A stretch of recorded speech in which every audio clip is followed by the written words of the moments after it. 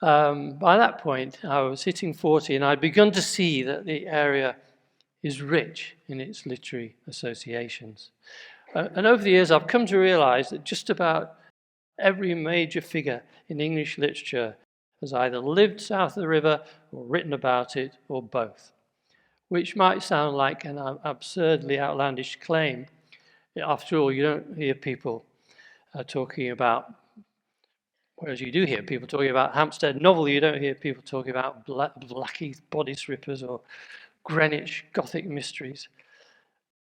Though Muriel Spark did write a novel called The Ballad of Peckham Rye. Nonetheless, I stick to my claim. This area is where it's at in literary terms. So a quick dash through the history of Englit to show you what I mean. First, Chaucer. Well, there are grounds for thinking he lived hereabouts for a time because he served as Commissioner of the Peace for Kent for over a decade and was appointed to a royal commission on walls and ditches along the Thames between Greenwich and Woolwich, which isn't to say that the Canterbury Tales is flattering about us. Say forth thy tale, the host urges the reeve as the coach clatters from Southwark towards Canterbury. And be quick about it, he says. Why, look, here's Deptford already, and lo, Greenwich, there many a shrew is in. Can we claim Shakespeare too? Aside from the possibility that he had a lodging south of the river in Southwark while working at the Globe and sometimes ventured out this way, there are references to Blackheath in Henry VI, Part 2. Scenes 2 and 3 are set there as the king's men confront the rebel Jack Cade and his followers, the filth and scum of Kent, marked for the gallows. Cade, famous for that heartwarming line, "The first thing we do, let's kill all the lawyers," does briefly prosper, slaying the Stafford brothers, but meets his end in Act 5, Scene 1. In Daniel Defoe next, who for a time, as the owner of an Essex brick factory, was a supplier of bricks to the Seamen's Hospital, and who in his book, A Tour Through England and Wales, which was published a few years before Robinson Crusoe, describes the lustre of the inhabitants of Greenwich. That's to say, quote, persons of quality and fashion, different from most, if not all, the villages in this part of England.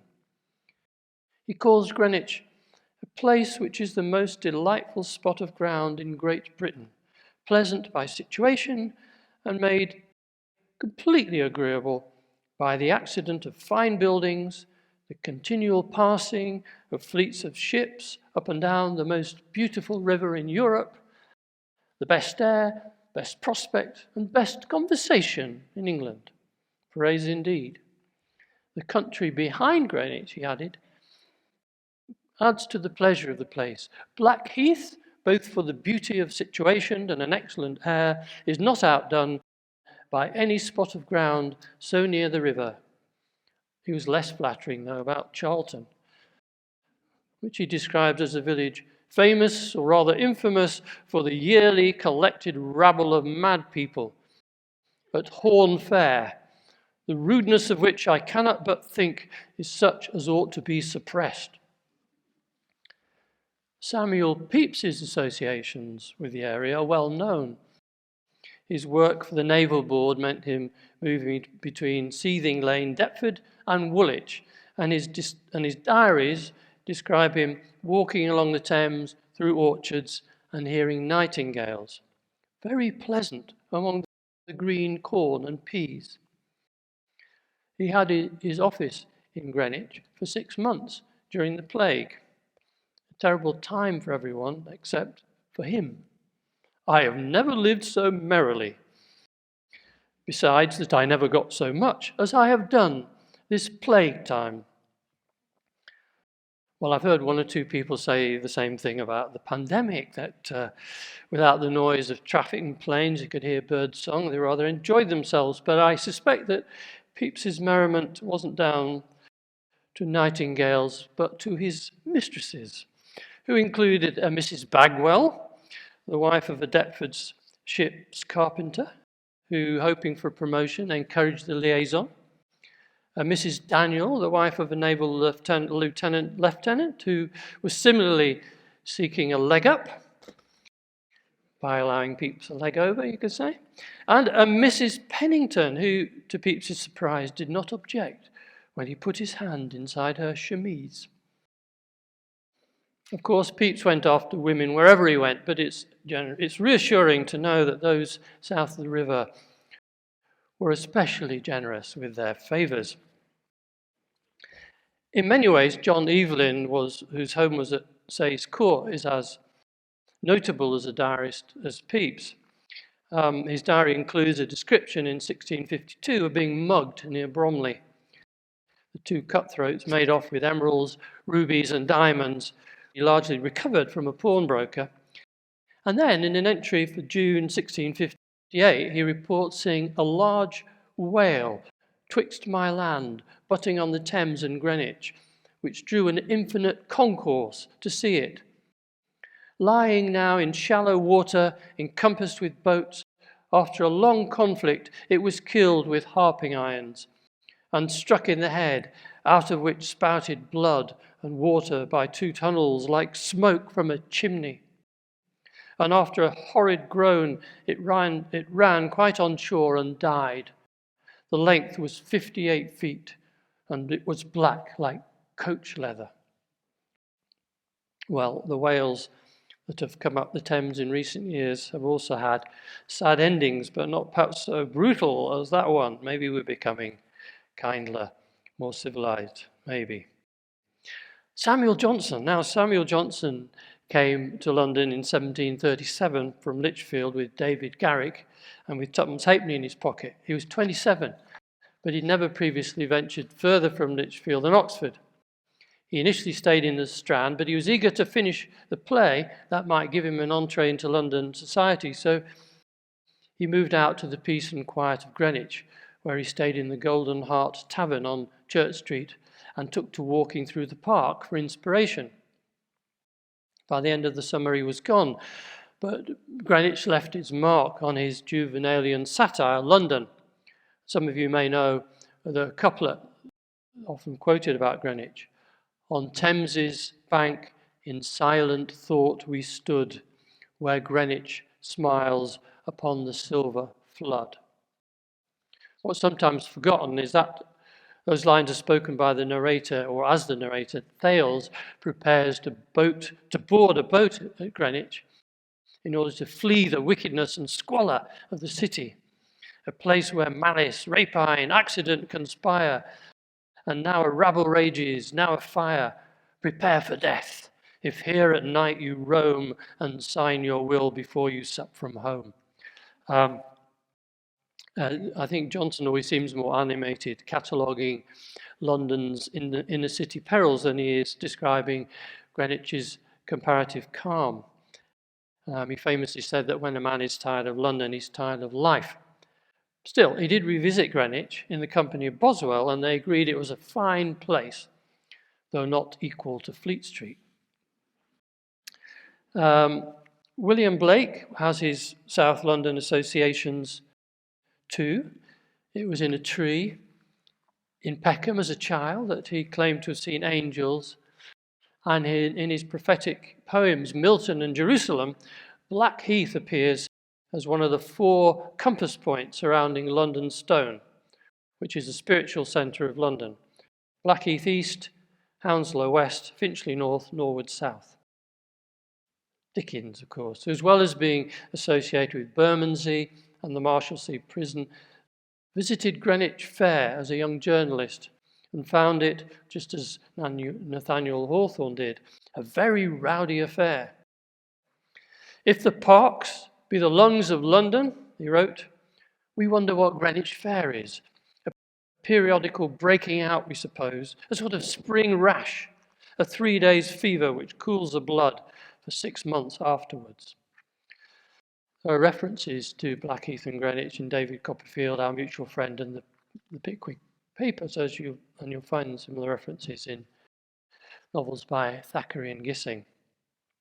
But perhaps the most comprehensive description of Greenwich comes in Joseph Conrad's novel, The Secret Agent, which is based on the true episode, the botched anarchist plot to blow up Greenwich Observatory in 1894, which according to Conrad was, quote, a blood-stained inanity of so fatuous a kind that it was impossible to fathom its origin by any reasonable or even unreasonable process of thought. But, well, in the novel he supplies a kind of logic for the act. The terrorist who masterminds it reasons that whereas to attack a political institution would be too predictable, and that to attack a museum or gallery would have no effect on the English, since art has never been their fetish. It's like breaking a few back windows in a man's house. On an attack on science, on the other hand, and more specifically astronomy, would hit home, especially since the whole civilized world has heard of Greenwich. The very bootblacks in the basement of Charing Cross know something of it. Well, the plot fails because Verlac, the innocent nephew of the protagonist, trips over a tree root and blows himself up. I don't know how well Conrad knew Greenwich, but his grasp of local topography and street names, Romney Road, Maze Hill, Park Place, Chesterfield Walk, George Street, is certainly convincing. So, Chaucer, Shakespeare, Defoe, Pepys, Johnson, Dickens, Conrad, not to mention Christopher Marlowe, who didn't live in Deptford but was murdered there. Shows us in no great light maybe, but he's now honoured by a plaque in St Nicholas Church. And John Vanbrugh, who, having spent much of his 20s inside French prisons, returned to London to write two plays, The Relapse and The Provoked Wife, both hugely successful, before turning his imagination to architecture, designing Castle Howard in Yorkshire, Blenheim Palace, and of course Vanbrugh Castle at the top of Maze Hill. Robert Burns may never have visited the area, I don't know, but he's left his mark on it. His poem Tam O'Shanter describes a farmer riding home one night, very much the worse for wear, and coming across a group of witches and warlocks making merry. Among them, an especially beguiling witch who's scantily clad in a cutty sark, a short petticoat. And the boat, the famous ship, the Clipper, took its name from Burns's use of that phrase. Now, mention should also be made of the Afro-Caribbean contribution to Southeast London and its literature, which goes back to the 18th century, and to two remarkable figures, Ignatius Sancho and Olaudah Equiano. Sancho's life began aboard a slave ship, his mother having died in childbirth during an Atlantic voyage, his father having committed suicide by jumping overboard. Sancho was given to three maiden sisters living in Greenwich, who unfortunately took the view that the best way to make him obedient was to keep him in ignorance. He was rescued, though, by the Duke of Montague, whose home was Montague House, which before it was pulled down stood near where Macartney House and the Rangers' House are now. So I understand from Neil Ryan's books. The Duke encouraged Sancho. He saw his potential, helped him to read, learn, lent him books, and after he died, the Duchess employed Sancho as her butler. Later, he opened a grocer's shop in central London and became an accepted member of high society. Gainsborough painted his portrait, and he was friendly with the novelist Laurence Sterne, author of Tristram Shandy. With his posthumous best-selling book, Letters of Ignatius, Sancho, an African, he's thought to be the first black writer to be published in Britain. Olaudah Equiano was probably the second. Born in Africa, sold into slavery, he began serving on ships for the British Navy from an early age. While still in his teens, he was sent by his master, his owner, to live with cousins of his, two sisters, the Guerins, who had a house on Maze Hill, and who paid for him to be educated. After buying his freedom for a second time, he was tricked into becoming a slave again. He worked as a hairdresser, took up the French horn, went to sea on and off, and wrote his autobiography, the interesting narrative of the life of Olaudah Equiano, or Gustavus Vassa the African. It became a bestseller, and along with his own vigorous campaigning, it played its part in the abolition of slavery. Surprisingly, the two of them never seem to have met, though Equiano, as the younger, would have heard of Sancho, surely, because he was famous by the time he died. Temperamentally, though, they were very different, with Sancho much more assimilated, Equiano the angrier. But both in their different ways, Sancho by example, Equiano by campaigning, contributed to the abolitionist cause. Well, that Afro-Caribbean contribution to the literature of the area continues to this day. When I was running a poetry workshop at Goldsmiths back in the late 70s, a young man from Deptford called Fred Degar enrolled, the son of a Guyanese mother and a father he never really knew. Most of the people in that group back then were in their 30s and 40s. Fred was still a schoolboy. These days he lives in the US, and he was teaching at Virginia Tech when a student there in 2006 ran amok and shot dead 33 people, among them at least one student that Fred had taught. A recent book of his, Continental Shelf, looks back on the carnage of that day, but also has a reminiscence about being a boy in southeast London and doing a paper round. I'll just read the poem. Blackheath Hill in South London, crisscrossed from 5:30 a.m. to 7 a.m., stuffing dailies into front door boxes, avoiding yard dogs, tearing those headlines. And one morning, a woman in nothing but red hair, who must have been near birth, pulling open her door to tell her departed husband something important and coming face to face with me.